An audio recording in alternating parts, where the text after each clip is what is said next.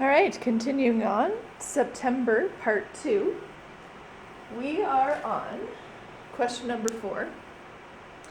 And so here we go.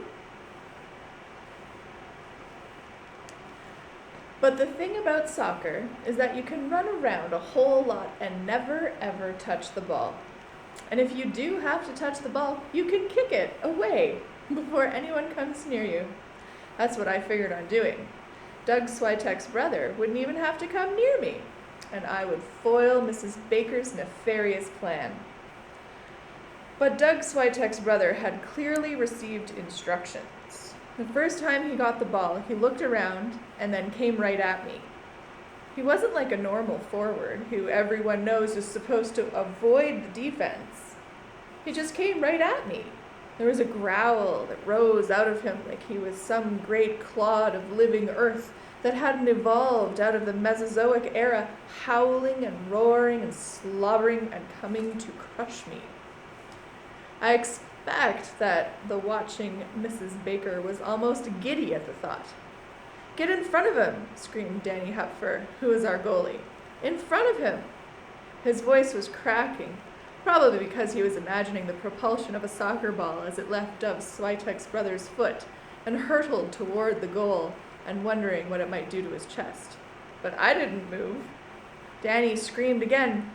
I think he screamed "in front," but I'm not sure. I don't think he was using language at all. Imagine a sound with a whole lot of high vowels, and I think you'd have it. But it didn't make any difference what he screamed, because of course I wasn't going to get in front. There was no way in the world I was going to get in front. If Doug Switek's brother scored, he scored. It was just a game after all. I stepped toward the sideline, away from the goal, and Doug Switek's brother veered toward me. I ran back a bit and stepped even closer to the sideline, and he veered toward me again. So as Danny Hupfer screamed vowels and Doug Switek's brother growled Mesozoically, I felt my life come down to this one hard point, like it had been a funnel, channeling everything I had ever done to this one moment when it would all end.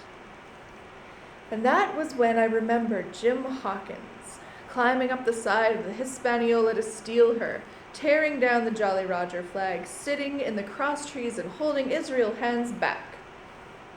Guts. So I glanced up at Mrs. Baker's window. She wasn't there, probably so she wouldn't be accused of being an accomplice. And then I ran toward the goal, turned, and stood. I waited for Doug Switek's brother to come. It was probably kind of noble to see. I stood my ground, and I stood my ground, and I stood my ground, until the howling and the roaring and the slobbering were almost on top of me. Then I closed my eyes. Nothing says you have to look at your destiny. And I stepped out of the way. Almost. I almost stepped out of the way, but I left my right foot behind. And that is number 4. And then Doug Switek's hairy brother tripped over it. Everything suddenly increased in volume. The howling and the roaring and the slobbering, the whistling of Doug Switek's brother's airborne body hurtling toward the goal, the screams of Danny Hupfer, my own hollering as I clutched my crushed foot. Then there came an iron thunk against the goalpost, which bent at a sudden angle around Doug Switek's brother's head. And everything went quiet. I opened my eyes again. Doug Switek's brother was standing, sort of wobbling. Mrs. Sidman was running over, though properly speaking, what she did wasn't really running.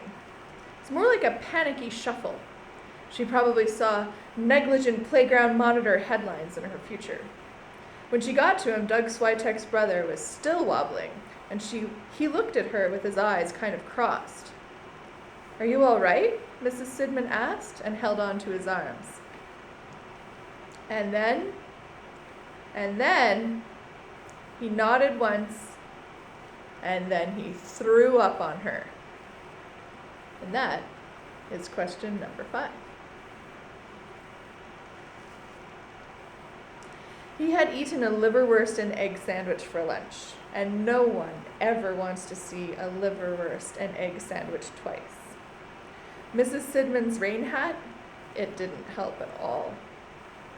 That was the end of the soccer game, except that Danny Hupfer, a very relieved Danny Hupfer, ran up to thump me on the back. "You sure did take him out." "I didn't mean to." "Sure. Did you see him fly? It was like a missile." "But I didn't mean to take him out," I yelled. "I never saw anyone get taken out like that before." Suddenly, Doug Switek ran over. "You took out my brother?" "But I didn't mean to. I didn't mean to take out your brother." "Everyone says you took out my brother. I've been wanting to do that since I was out of the womb." "It was like a missile," said Danny.